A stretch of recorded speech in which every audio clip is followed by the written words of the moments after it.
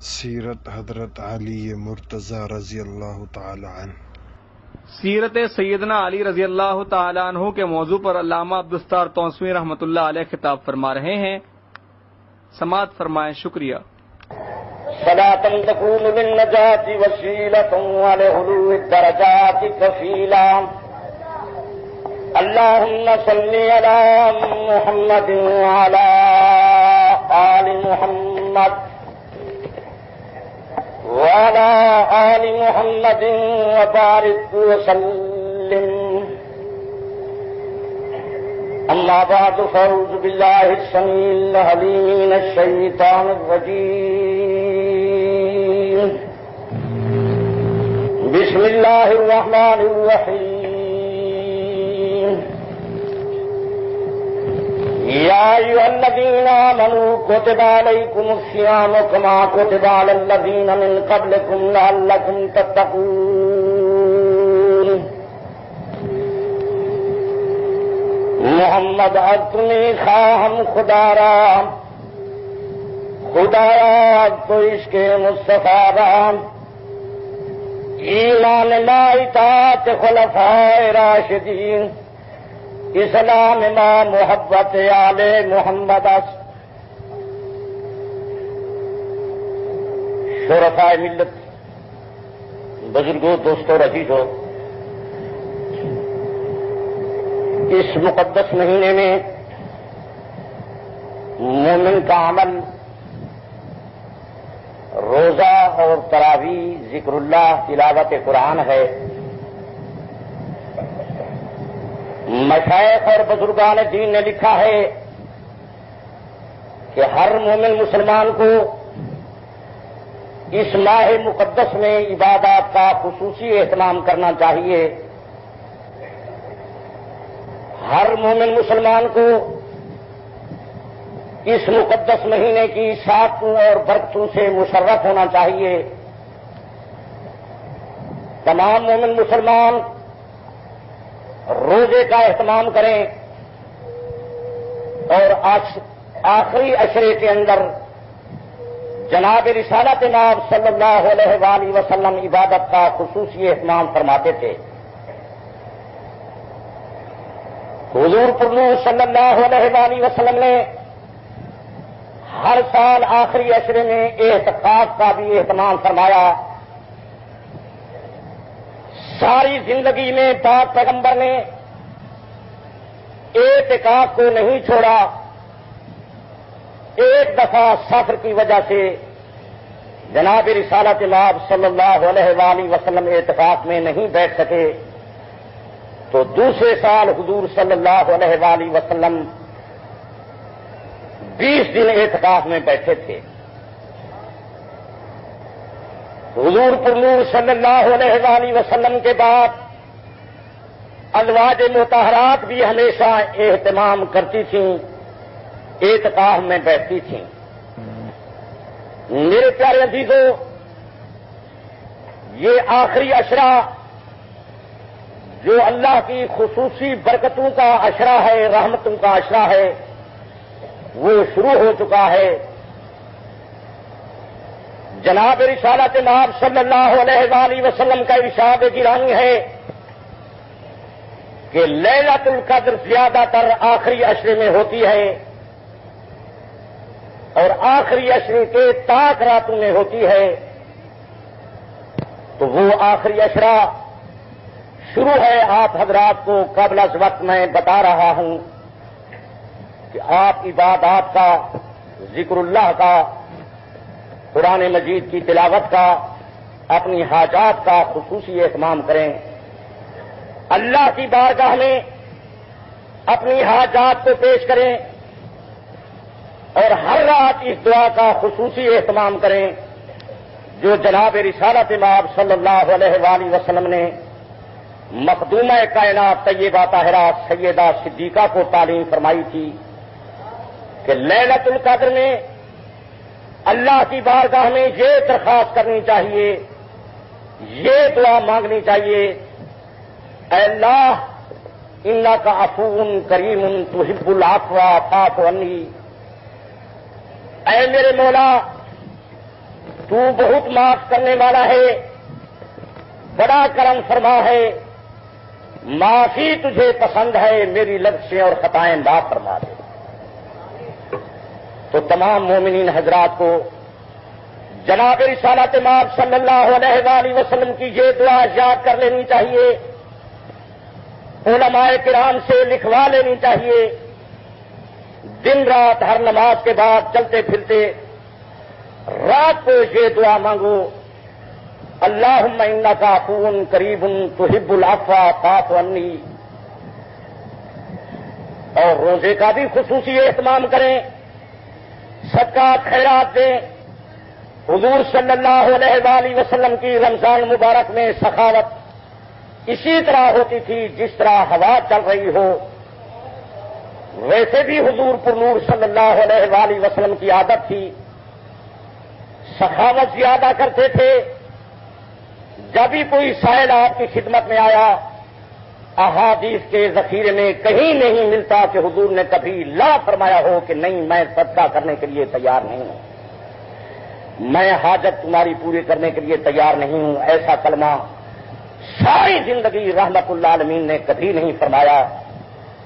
احادیث میں آتا ہے جب سائل بارگاہ نبوت میں حاضر ہوتا تھا، اگر آپ کے پاس مال ہوتا تو آپ دے دیتے، اگر مال نہیں ہوتا تھا تو آپ فرماتے تھے بھائی ٹھہر جاؤ، اللہ کی رحمت ہوگی، تمہاری مراد پوری ہو جائے گی۔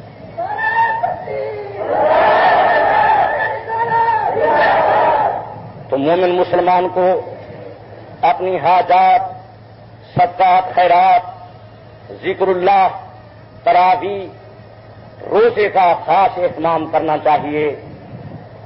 جناب رسالت مآب صلی اللہ علیہ وآلہ وسلم نے فرمایا لِكُلِّ شَيْءٍ زَكَاةٌ وَزَكَاةُ الْجَسَدِ الصَّوْمُ، ہر شے کی زکات ہے، جان کی زکات روزہ ہے۔ اور پہلے آپ حضرات خطبات میں سن چکے ہیں کہ روزے میں خصوصیت یہ ہے کہ اس میں ریا اور دکھاوا نہیں۔ جناب رسالت مآب صلی اللہ علیہ وآلہ وسلم نے فرمایا اللہ پاک کا ڈرایا صوم لی وانا اجزی بہ، روزہ میرے لیے ہے، اس کی جزا میں خدا خود عطا کروں گا۔ اتنا بڑا بادشاہ جب انعام عطا کرے تو بہت بڑا انعام ہوگا۔ اس مہینے میں یاران رسول نے روزے بھی رکھے، صدقات و خیرات کا اہتمام کیا، اور پچھلے جمعہ پر میں یہ بیان کر چکا ہوں کہ شاگردان رسول کو غزوہ بدر پیش آیا۔ اس ماہ مقدس میں صحابۃ الرسول نے کفار کے ساتھ جہاد کیا، 70 کافر مارے گئے اور 70 قیدی ہو گئے۔ اس ماہ مقدس میں ہمارے رہنما مقتدی پیشوا سیدنا علی المرتضی شیر خدا کی شہادت ہوئی۔ آپ عبد الرحمن ابن ملجم خارجی کے ہاتھوں مسجد میں نوافل پڑھتے شہید ہوئے۔ آپ کی داڑھی مبارک خون سے تربتر ہو گئی تو آپ کی زبان سے یہ کلمہ نکلا فت ورب الکعبہ، مجھے قسم ہے رب کعبہ کی کہ میں علی آج کامیاب ہو گیا۔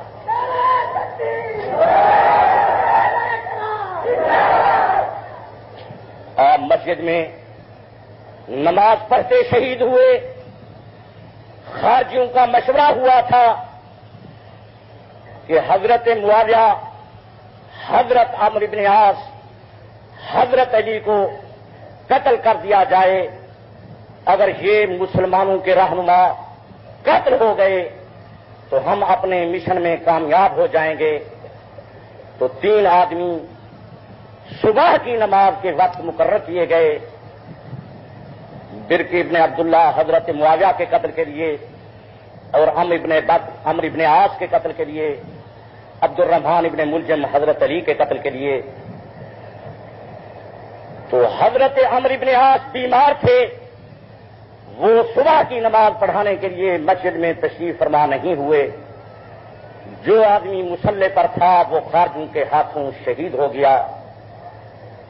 حضرت معاویہ کے قاتل نے وار کیا، حضرت معاویہ کی پیٹھ پر کچھ زخم آیا۔ جب قاتل کو حضرت معاویہ کے سامنے پیش کیا گیا تو حضرت معاویہ نے فرمایا اللہ تعالیٰ نے مجھے اس کے شر سے بچا لیا ہے، میں اس کو معاف کرتا ہوں، اس آدمی کو چھوڑ دیتا ہوں۔ اور حضرت علی المرتضیٰ کا قاتل عبد الرحمن ابن ملجم نماز کی حالت میں جب شاہ علی پر زہر آلود خنجر سے وار کرتے ہیں تو حضرت علی اس زخم سے شہید ہو گئے۔ نماز پڑھ رہے تھے تو ہر مومن مسلمان کو یہ یاد رکھنا چاہیے جو پیر علی سے عقیدت رکھتے ہیں کہ حضرت علی کی شہادت مسجد میں نماز کی حالت میں ہوئی ہے۔ ویسے کتابوں میں آتا ہے کہ آپ کی عادت تھی 1000 رکعت نماز نفل کا روزانہ اہتمام کرتے تھے۔ بہرحال آپ محمدی مسلمان ہیں، اہل السنت کے نزدیک خاندان نبوت کی محبت ہمارا دین ہے، آل محمد کی محبت ہمارا ایمان ہے، حضرت علی کی پیروی میں ہماری نجات ہے، ہماری سرخروئی اور کامیابی ہے۔ اللہ تعالیٰ تمام مسلمانوں کو شاہ علی کے نقش قدم پر چلنے کی توفیق عطا کرے۔ حضرت علی کی جاہی بڑی تھی، آپ قرآن مقدس کے قاری حافظ تھے، کئی بار آپ نے بیت اللہ کا طواف کیا، حتیٰ کہ آپ کے بیٹے حضرت حسن کے متعلق آتا ہے کہ حضرت حسن نے 20 حج کیے اور 55 دفعہ مدینہ منورہ سے پیدل چل کے کعبے کا طواف اور زیارت کرنے کے لیے گئے۔ خاندان نبوت کا تحفہ، خاندان نبوت کا عمل، یہ لوگ مجسم دین تھے۔ حضرت علی المرتضیٰ مہاجرین اولین میں سے ہے، حضور صلی اللہ علیہ وآلہ وسلم کے چچا زاد بھائی ہیں، آپ کا اسم گرامی علی تھا اور آپ کا لقب حیدر تھا اور آپ کی کنیت ابو الحسن اور ابو تراب تھی۔ آپ جناب رسول اللہ صلی اللہ علیہ وآلہ وسلم کے خلفائے راشدین میں سے قریبی رشتہ دار ہیں، قریبی دادے کی اولاد ہیں۔ حضرت عثمان نبی پاک صلی اللہ علیہ وآلہ وسلم کے دادے عبد مناف کی اولاد میں سے تھے۔ حضرت ابو بکر، حضرت عمر حضور کے دادے مرہ اور کعب کی اولاد میں سے تھے، تو حضرت علی المرتضیٰ خلفائے راشدین میں سے جناب رحمت اللہ عالمین کے قریبی دادی کی اولاد ہیں، حضور کے چچا ابو طالب کی اولاد ہیں جن کا نام عبد مناف تھا۔ بعض لوگ مطالعے کی کمی کی وجہ سے بعض باتوں پر شک و شبہ کا اظہار فرماتے ہیں، لیکن میں ان کی خدمت میں یہ درخواست کر دوں کہ جو باتیں میں سٹیج پر کہتا ہوں وہ پختہ اور پکی باتیں ہوتی ہیں۔ سعودی عرب کے علماء میرے دلائل اور مسائل کو سن کر حیران رہ جاتے تھے۔ میری ساری زندگی ان مسائل کی تحقیق میں گزری ہے۔ بہرحال اگر کسی بات پر شک و شبہ ہو تو آپ میرے سے رابطہ قائم کریں، میں باقاعدہ کتاب کے حوالے سے آپ حضرات کو مطمئن کرنے کی کوشش کروں گا۔ حضرت علی المرتضیٰ شیر خدا کئی غزوات میں شامل ہوئے اور کئی کفار کو فی النار وقت سکر کیا۔ آپ بڑے جری اور بہادر تھے، آپ بڑے عالم تھے۔ میرا تو یہ عقیدہ ہے کہ اللہ تعالیٰ نے آپ کو اتنی بہادری عطا کی تھی کہ 14ویں صدی کے ساری کائنات کے بہادر اکٹھے ہو جائیں تو حضرت علی کی شجاعت اور بہادری کا مقابلہ نہیں کر سکتے۔ نہج البلاغت میں بھی آتا ہے حضرت علی نے فرمایا لوگوں میں علی میدان جنگ میں اگر اکیلا ہوں میرے مقابلے میں زمین دشمن سے بھری ہوئی ہو ماں بولے تو ولستو حج تو مجھے پرواہ بھی نہیں مجھے گھبراہٹ بھی نہیں. اتنے بڑے بہادر اتنے جری اتنے شجاع تھے کہ ساری کائنات علی کے مقابلے میں آ جائے تو حضرت علی فرماتے ہیں مجھے کسی بات کی کوئی فکر اور گھبراہٹ نہیں ہے. آپ کے مزاج میں سادگی تھی. ہر مسئلے میں آپ پاک پیغمبر صلی اللہ علیہ وآلہ وسلم کی اتباع کرتے تھے اور بچپن میں پاک پیغمبر کی تصدیق پہلے حضرت علی نے کی اور بیویوں میں سے سیدہ خدیجہ نے پاک پیغمبر کا کلمہ طیبہ پڑھا. غلاموں میں سے پہلے تصدیق کرنے والے حضرت زید ابن حارثہ ہیں. آزاد مردوں اور جوانوں میں سے پہلے تصدیق کرنے والے حضرت ابو بکر صدیق ہیں.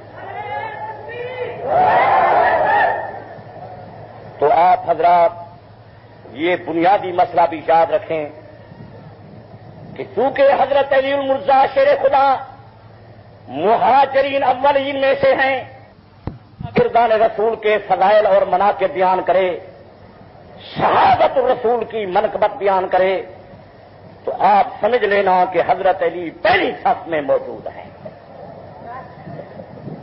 یہ حضور صلی اللہ علیہ وآلہ وسلم کی جماعت کے سابقین اولین میں سے ہیں اور آپ کے فضائل و مناقب بے شمار ہیں. آپ اجمالی طور پر یہ سمجھیں کہ حضرت علی مجسم دین تھے.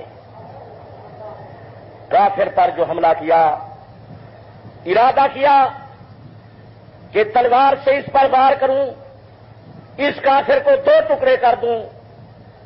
کافر دیکھتا ہے اب بے بس ہوں علی کا اور تو کچھ نہیں کر سکتا. پیر علی کے چہرے پر اس نے تھوک دیا. حضرت علی نے اس کافر کو چھوڑ دیا. کافر یہ دیکھ کر حیران رہ گیا علی مجھ سے تو جو کچھ ہو سکتا تھا میں نے آپ کی حد تک کی آپ نے مجھے چھوڑ کیوں دیا. تو حضرت علی نے فرمایا جوان میں تجھے قتل اللہ کی رضا کے لیے کر رہا تھا. جب تو نے میرے چہرے میں تھوکا مجھے تھوڑا سا غصہ آ گیا. میں نے چھوڑ اس لیے دیا ہے کہ خدا میدان قیامت میں یہ نہ کہے علی تو نے اپنے غصے کے لیے مارا تھا میرے دین کے لیے نہیں مارا تھا. میں چاہتا ہوں کہ دین کے کام میں میرے غصے کی شرکت نہ ہو. کافر یہ بات سن کر کہتا ہے لا الہ الا اللہ محمد الرسول اللہ. جو ایسے ہوتے ہیں وہ جھوٹے نہیں ہوتے.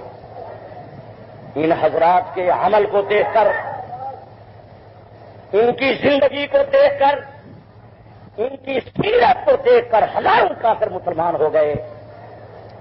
آج ہم بھی مسلمان ہیں کہ ہماری سیرت کو دیکھ کر لوگ اسلام سے متنفر ہو رہے ہیں. نہ آج اہل اسلام میں وہ دیانت ہے نہ امانت ہے نہ صداقت ہے نہ ہمدردی ہے نہ غمخواری ہے.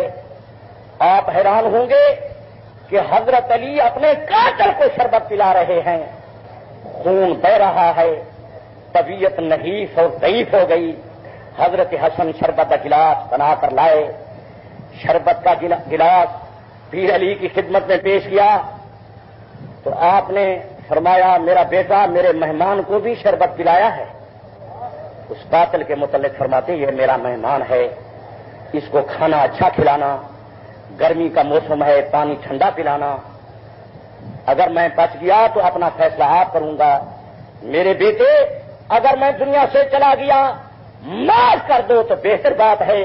اگر معاف نہ کرو تو اس نے بھی وار ایک کیا ہے تم بھی وار ایک کرنا. حضور کی شریعت کی حدود کا خیال رکھنا. غصے میں نہ آنا. پاک پیغمبر کی شریعت کی حدود کو نہ توڑنا. کیسے لوگ تھے کیسا ایمان تھا کیسی قوت ایمانی تھی کہ قاتل کے لیے فرما رہے ہیں کہ میرا بیٹا یہ شربت کا گلاس اس کو پلاؤ. حضرت حسن لے گئے. عبد الرحمن ابن ملجم شربت پی عبد الرحمن ابن ملجم کی بدقسمتی، بدبختی، وہ کہنے لگا یہ زہر ہے، میں پینے کے لیے تیار نہیں ہوں۔ تو بدقسمت، تو کائنات کے رہنما، مقتدا، پیشوا، بادشاہ کو مار چکا ہے، تجھے زہر سے مار سکتے ہیں، تیر تلوار سے نہیں مار سکتے۔ لیکن بدقسمتی سمجھنے کی توفیق نہیں دیتی، یہ زہر ہے، میں پینے کے لیے تیار نہیں۔ حضرت حسن واپس آئے، ابا جان وہ تو نہیں پیتا، وہ کہتا ہے زہر ہے۔ حضرت علی کی آنکھوں سے آنسو نکل آئے، رو کر فرماتے ہیں بیٹا ایک دفعہ پھر جانا، اس کو جا کر کہے میرا ابا جان کہتا ہے اگر اب بھی توبہ کرتا ہے، میرا شربت کا گلاس پیتا ہے، اللہ کی قسم ہے میں دل سے عہد کر چکا ہوں، وَلَقَدْ عَهِدتُّ أَلَّا أَشْرَبَ مِنَ الْكَوْثَرِ حَتَّىٰ تَشْرَبَ، حوض کوثر سے اتنے تک نہیں پیوں گا جب تک کہ تجھے پہلے نہ پلاؤں۔ میں اللہ کی بارگاہ میں عرض کروں گا مولا میں نے بھی اس کو معاف کر دیا، آپ بھی معاف کر دیں۔ یہ حضرت علی جو اپنے قاتل سے سلوک کر رہا ہے، ہمارا ماں باپ سے، بہن بھائیوں سے یہ سلوک ہے۔ اب تو مسئلہ سارا دیگر گوں ہو گیا، گھر گھر میں جنگ ہے، فتنہ فساد ہے۔ ماں باپ کو شربت پلانا تو بجائے خود رہا، ہنس کر بیٹے ماں باپ سے بولتے نہیں ہیں۔ قرآن مجید میں آیا ماں باپ کو اف نہ کہو، اب زجر و توبیخ کر رہے ہیں، زد و کوب کر رہے ہیں۔ جفترا راہم جنگل تو جدل پا مادر، تیسرا رحم آپت کھائے پدر میں بھی نہ، ہیت الفت نہ برادر برادر دارد ہو، ہیت شفقت نہ پدر راہ پدر میں بھی نہ ہوں، نہ یاروں میں رہی یاری نہ بھائیوں میں وفاداری، محبت اٹھ گئی ساری، یہ کیسا دور آیا ہے۔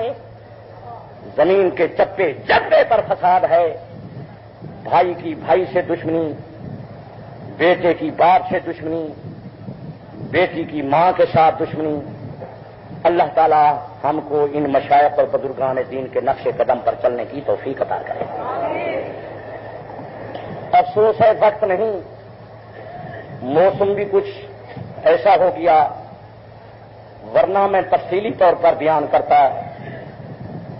حضرت علی المرزا کے عہد میں جنگ جمل ہوئی، جنگ صفین ہوئی، یہ واقعات تو آپ کے پڑھے ہوئے ہوں گے، لیکن خصوصی بات جو میں عرض کر رہا ہوں وہ یہ ہے کہ حضرت طلحہ اور حضرت زبیر مخدومہ کائنات طیبہ طاہرہ سیدہ عائشہ صدیقہ کے ساتھ آئے تھے مکہ مکرمہ سے۔ جب حضرت عثمان ذو النورین شہید ہوئے، طیبہ طاہرہ سیدہ عائشہ حج پر تھیں، مکہ مکرمہ تھیں، وہاں حضرت عثمان ذو النورین کی شہادت کی خبر پہنچی، اور یہ اطلاع بھی ساتھ پہنچی کہ حضرت علی اب خلیفہ بن گئے ہیں۔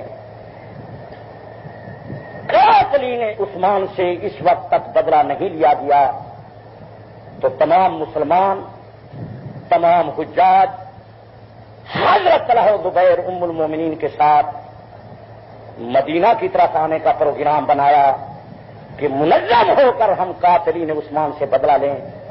ادھر حضرت علی کو یہ اطلاع پہنچی کہ آپ کی لڑائی کے لیے لوگ آ رہے ہیں، تو حضرت علی روانہ ہوئے۔ بصرے کے مقام پر جب ام المومنین سے رابطہ قائم کیا، حضرت علی نے یہ فرمایا کہ میرا کوئی قصور نہیں، حضرت عثمان کے قتل میں ہاتھ نہیں، حضرت عثمان ہم کو لڑائی کی اجازت نہیں دیتے تھے، میرے بیٹے حسن حسین حضرت عثمان کے دروازے پر پاہے پر تھے، بلوائی دیوار پھاڑ کر حضرت عثمان کو آ کر شہید کر گئے۔ ایک دو آدمی نہیں کہ میں قتل کر دوں، بڑی سازش ہے۔ آپ مسلمان مدینہ منورہ چلیں، تحقیق کرتے ہیں، اور باقیوں سے میں بدلہ لینے کے لیے تیار ہوں۔ سارے مسلمان حشاش بشاش ہو گئے، خوش ہو گئے، لیکن باقی جماعت جن کی سازش تھی کہ مسلمانوں کی ترقی نہ ہو، یہ خانہ جنگی میں مبتلا ہو جائیں، اسلام کا فتوحات کا دروازہ بند ہو جائے، راتوں رات اٹھ کر طیبہ طاہرہ سیدہ عائشہ کی فوج پر، جماعت پر، پارٹی پر انہیں حملہ کر دیا۔ ان لوگوں نے ان پر حملہ کر دیا، کئی ہزار مسلمان اس جنگ میں شہید ہو گئے۔ حضرت طلحہ بھی شہید ہو گئے، حضرت زبیر بھی شہید ہو گئے۔ جو بات میں عرض کرنا چاہتا ہوں وہ یہ ہے کہ حضرت علی کو جب پتہ چلا کہ حضرت طلحہ اور زبیر شہید ہو گئے تو جلدی جلدی گئے تحقیق تتبع کے لیے کہ ان کی لاشیں کہاں ہیں۔ تو جس وقت حضرت طلحہ کے قریب پہنچے، آپ کی آنکھوں سے آنسو نکل آئے، حضرت طلحہ کو گود میں لیا اور ان کا ایک ہاتھ چھل تھا، اس ہاتھ کو آپ نے بوسہ دیا ہے اور فرمایا حضرت طلحہ کا یہ ہاتھ وہ خوش قسمت ہاتھ ہے جو پاک پیغمبر صلی اللہ علیہ وآلہ وسلم کی ڈھال بنا۔ دشمن جب پاک پیغمبر پر تیر برساتے تھے، حضرت طلحہ ان تیروں کو اس ہاتھ سے روکتے تھے۔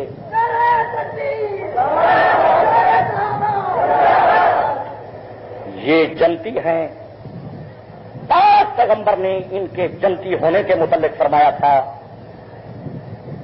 اور اسی طرح جب حضرت زبیر پر آپ کا گزر ہوا تو ان کے سر کو اپنی گود میں لیا اور فرمایا، نبی پاک نے فرمایا تھا علی جو صفیہ کے بیٹے کو قتل کرے گا، صفیہ کے بیٹے کا قاتل جہنم میں جائے گا۔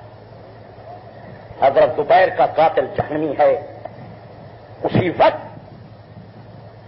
کسی آدمی نے آ کر اطلاع دی کہ جس آدمی نے جناب صفیہ کے بیٹے حضرت زبیر کو قتل کیا تھا وہ خودکشی کر کے فلان جنگل میں مر گیا ہے۔ حضرت علی نے فرمایا اللہ اکبر، پاک پیغمبر کا ہر فیصلہ سچا ہے۔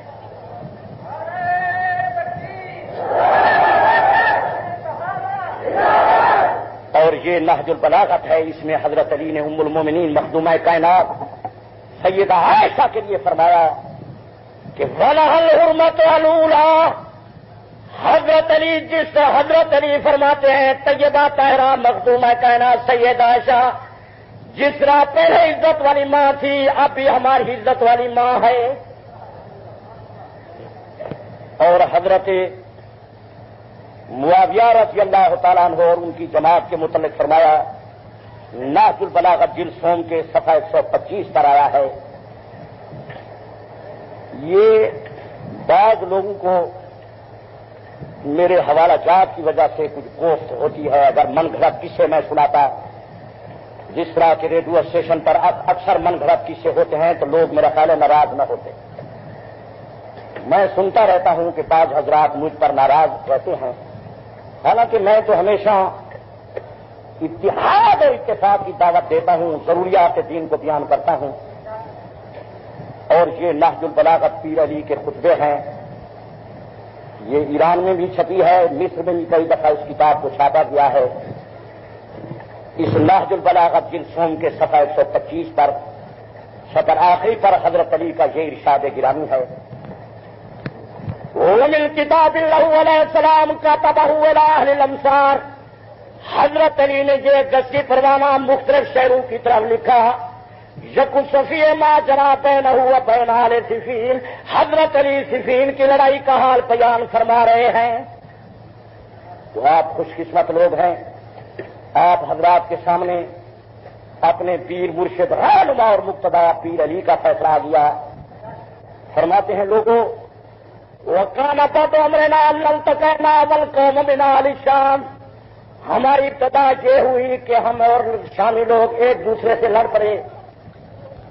یہودیوں کی سازش کی بنا پر یہ لڑائیاں ہوئی ہیں۔ نہ حضرت علی لڑائی کے خواہش مند تھے، نہ حضرت معاویہ کے چاہتے تھے۔ یہ لڑائیاں اور جنگ صفین یہودیوں کی بے دین، یہی وجہ ہے کہ حضرت علی کی جماعت سے جدا ہو کر بعض لوگ خارجی ہو گئے۔ وہ بے دین چاہتے تھے کہ حضرت علی کا مقام ہے، عزت اور عظمت ہے، قوت و طاقت ہے، ہم ان سے مقابلہ کر کے ان کو کمزور کریں تاکہ اسلام ترقی نہ کر سکے۔ تو حضرت علی نے لڑائی کے بعد یہ فرمایا کہ یہ اہل شام حضرت معاویہ کی جماعت سے میری جماعت کی جو لڑائی ہوئی ہے، ہماری ابتدا یوں ہوئی کہ ہم دونوں مسلمان تھے، وہ بھی خدا کے ماننے والے، ہم بھی خدا کے ماننے والے۔ یہ خطبہ آپ حضرات یاد رکھ لیں، امید ہے کہ فائدہ ہوگا۔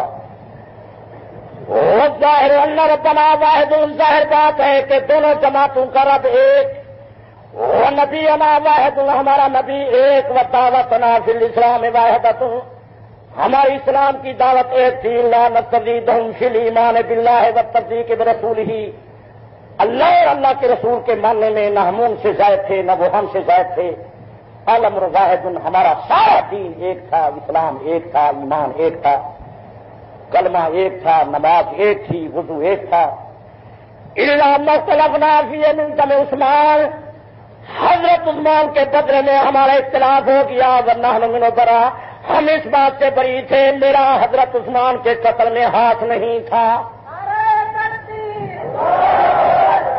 ان کو مغالطہ تھا۔ تو آپ حضرات پیر علی کا یہ فیصلہ یاد رکھیں، حضرت علی المرزا نے ان کو مومن کہا ہے، یہ علیحدہ بات ہے کہ ہزار معاویہ ایک طرف ہو، اکیلا علی ایک طرف ہو، حضرت معاویہ حضرت علی کے شان و مقام کا مقابلہ نہیں کر سکتے۔ باقی یہ ایک دوسری کتاب ہے آپ حضرات کے لیے، یہ میں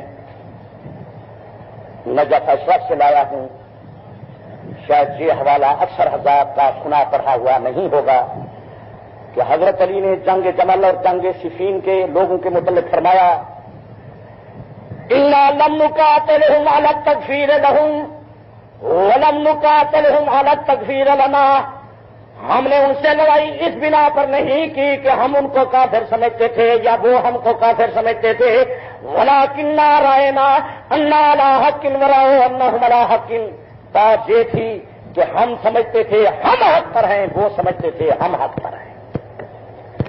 حضرت علی نے جنگ جمل اور جنگ صفین کے مقابل گروہ کے متعلق فرمایا، نہ ہم ان کو کافر کہتے ہیں نہ وہ ہم کو کافر کہتے ہیں۔ اور یہ میرے پاس علامہ ابن خلدون کا مقدمہ ابن خلدون ہے، اس میں حضرت علی سے جب پوچھا گیا کہ جو لوگ جنگ جمل اور جنگ صفین میں قتل ہو گئے وہ کہاں جائیں گے، بہشتی ہیں یا جہنمی، تو یہ مقدمہ ابن خلدون کے صفحہ 245 پر ہے۔ حضرت علی نے فرمایا، آپ نے جواب دیا، قسم بخدا ان لڑائیوں میں جو بھی مرا وہ جنتی ہے، جنگ صفین اور جنگ جمل میں جو لوگ قتل ہو گئے مومن وہ سارے کے سارے فریقین کے آدمی بہشت میں جائیں گے۔ ہاں البتہ وہ لوگ جو باقی بلوائی چاہتے تھے کہ مسلمانوں کا جنگ و جدل ہو، جن کا دل دغا فریب کے پاس میں ہی تھا، وہ جہنم میں جائیں گے، باقی فریقین کے مومن بہشتی ہیں۔ اللہ تعالیٰ نے بھی قرآن میں کہا ہے، وَإِن طَائِفَتَانِ مِنَ الْمُؤْمِنِينَ اقْتَتَلُوا، اگر مومنین کے دو گروہ آپس میں لڑ پڑیں، فَأَصْلِحُوا بَيْنَهُمَا، تو تم صلح کراؤ۔ اللہ پاک دونوں کو مومن فرما رہے ہیں۔ مغالطہ ہو جاتا ہے، لڑائی ہو جاتی ہے، تو ماشاءاللہ آپ حضرات حضرت علی کے ماننے والے ہیں، حضرت علی بڑے عالم ہیں، بڑے بہادر ہیں، آپ ان کی بہادری، ذات تقوی، علم و ریاضت پر اعتماد کرتے ہوئے ان کے فتوے کو مان لیں۔ حضرت علی المرزا کا اتنا بڑا مقام تھا کہ خلفائے راشدین حضرت ابو بکر، حضرت عمر، حضرت عثمان کے زمانے میں ان کا عہد تھا کہ یہ ملک ہمارے ساتھ قاضی جج علی ہیں، علی کے سوا کسی کو فیصلے کا کوئی حق نہیں۔ یہ اہل سنت کی کتابوں میں بھی موجود ہے، اس وقت سفید پر اہل تشیع کی کتاب قرب الاسناد ہے، اس میں بھی موجود ہے کہ ابو بکر، عمر، عثمان فیصلے کے متعلق حضرت علی کی ذات پر پورا اعتماد کرتے تھے اور حدود کا سارا نظام علی کے سپرد تھا۔ یہی وجہ ہے کہ حضرت علی نبی کے زمانے میدان جنگ میں جہاد کرتے تھے، جب حضرت ابو بکر، حضرت عمر، حضرت عثمان کی خلافت آیا تو میرے پیر علی ہائی کورٹ کے بڑے جج بن گئے تھے، آخری فیصلہ علی کا ہوتا تھا، علی کے سوا فیصلے کا کسی کا نہیں تھا۔ خلفائے راشدین نے اعلان کر دیا تھا کہ علی المرتضیٰ جب تک موجود ہے علی کے سامنے کسی آدمی کو فیصلے کرنے کا کوئی حق نہیں، ہماری حکومت اور ریاست میں فیصلہ علی کا چلے گا۔ اللہ تعالیٰ تمام مسلمانوں کو اپنے ان رہنما اور مقتدا اور پیشوا پر پورا اعتماد کرنے کی توفیق عطا فرمائے، ان کے نقش قدم پر چلائے۔ پچھلے جمعہ میں نے عرض کیا تھا کہ ہمارے دارالمبلغین تنظیم اہل سنت میں ہمیشہ علماء اسلام کی صداقت، مسئلہ کے اہل سنت کی صداقت کے دلائل اور مسائل پڑھنے کے لیے آتے ہیں۔ اس دفعہ 3 مقامات پر میں پڑھا چکا ہوں، رحیم یار خان اور کراچی، اور آخری تعلیمی سلسلہ ہمارے اس مرکزی مسجد اور دفتر میں تھا۔ باہر سے علماء جو تشریف لائے ہیں ان کی دستار بندی ہوگی، تو اس مقدس دن میں آپ حضرات ان کے لیے دعا فرمائیں، اللہ کی بارگاہ میں درخواست کریں کہ اللہ تعالیٰ ان کی زندگی دراز کرے اور اللہ تعالیٰ ان کو دینی تبلیغ کا شوق عطا فرمائے اور اس سے زیادہ دین کی خدمت کی توفیق عطا کرے۔ ان علماء کے علاوہ ہماری اس مسجد میں قرآن مقدس کا جو درس ہے اور آئندہ سال کتابیں بھی پڑھائی جائیں گی، آپ اپنے بچوں کو قرآن کی تلاوت کے لیے بھیجیں۔ یہاں ماہر قاری بچوں کو قرآن مجید پڑھاتے ہیں اور ماہر استاد کی خدمات ہم نے حاصل کرنی ہیں، وہ تشریف لائیں گے۔ رمضان مبارک کے بعد بچوں کو دینی کتابیں بھی پڑھائیں گے۔ تو چند بچے اس محلے کے جو قرآن مجید حفظ کر چکے ہیں ان کی دستار بندی بھی ہوگی۔ آپ ان عزیز بچوں کے لیے بھی دعا کریں کہ اللہ تعالیٰ ان کی زندگی دراز کرے، جس طرح قرآن مجید حفظ کرنے کی توفیق عطا فرمائی ہے، قرآن مقدس پر عمل کرنے کی بھی توفیق عطا کرے اور ہمیشہ قرآن مجید کا وہ تکرار کریں، پڑھتے رہیں تاکہ ان کو قرآن مجید یاد رہے، اور اللہ تعالیٰ ان عزیزوں کو اور بچوں کو اپنے ماں باپ کا فرمانبردار بنائے۔ یہ مقدس دن ہے، آپ ان کے لیے دعا کریں گے۔ حدیث پاک میں آتا ہے جو آدمی دوسرے مسلمانوں کے لیے دعا کرتا ہے اللہ تعالیٰ ان کی حاجت خود بخود پوری کر دیتے ہیں۔ باقی بعض حضرات کو یہ شبہ ہوتا ہے کہ ہم عرصہ اعتراض سے دعا مانگ رہے ہیں، کیا وجہ ہماری دعا قبول نہیں ہو رہی؟ تو انشاءاللہ اس دعا کے موضوع پر میں کسی جمعہ مفصل بیان کروں گا، اگر اللہ پاک کو منظور ہوا۔ آئندہ جمعہ جمعۃ الوداع ہے تو شاید اس میں بیان کر دوں گا۔ تو دعا کے لیے عقل حلال صدق مقال شرط ہے، سچ بولو حلال کھاؤ۔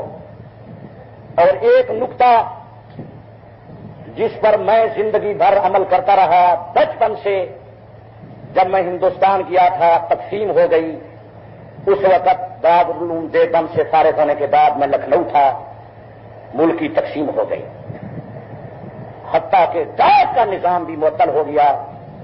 جب میں لاہور پہنچا تھا تو پلیٹ فارم پر ایک آدمی کے پاس رسید بک تھی کہ کسی نے ٹکٹ لینی ہو گاڑی کی تو مجھ سے لے لے۔ وہاں ٹکٹ گھر میں کوئی نظام لاہور بھی نہیں تھا، اور میرے خیال میں اس دن لاہور سے ساری گاڑی میں شاید میں اکیلا آدمی تھا کہ ٹکٹ لی تھی، ورنہ سارے مہاجر تھے، مہاجرین حضرات آ جا رہے تھے۔ تو جو ایک وظیفہ اور اس میں نقطہ ہے، اس زمانے سے لے کر آج تک جو دعائیں میں نے مانگی ہیں، میں زیادہ علمیت اور قابلیت کا مالک تو نہیں ہوں، نہ میرے اندر کوئی فہم و فراست ہے، نہ ذوق تقویٰ ہے، میں آپ حضرات میں سے ادنا درجے کا مسلمان ہوں۔ تو وہ راز والی بات یہ ہے کہ آپ دعا کو مت چھوڑیں، صبح شام ہر وقت آپ اللہ کی بارگاہ میں درخواست کرتے رہیں۔ اور یہ بڑے اثر میں کہ آپ کا کوئی پابندی نہیں ہوگی، تمام حضرات رہنے کی اجازت۔ اللہ تعالیٰ آپ حضرات کو دعائیں خیر عطا کرے۔ انشاءاللہ تعالیٰ حضرات کو مغربی مسجد میں مارکیٹ میں تقسیم ہوگی۔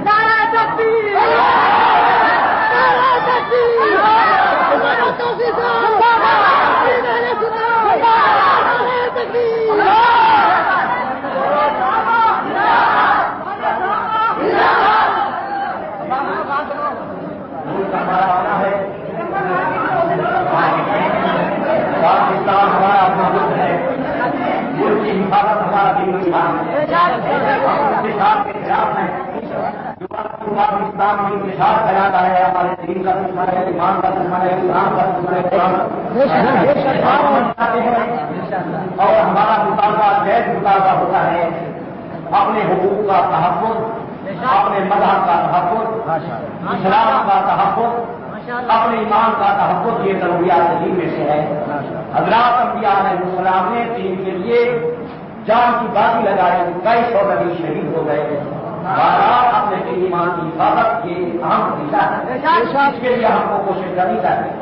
آپ اکٹھے ہو کر اپنے جائز مطالبات کے لیے نبی کی سنت کا پرچہ اٹھائیں۔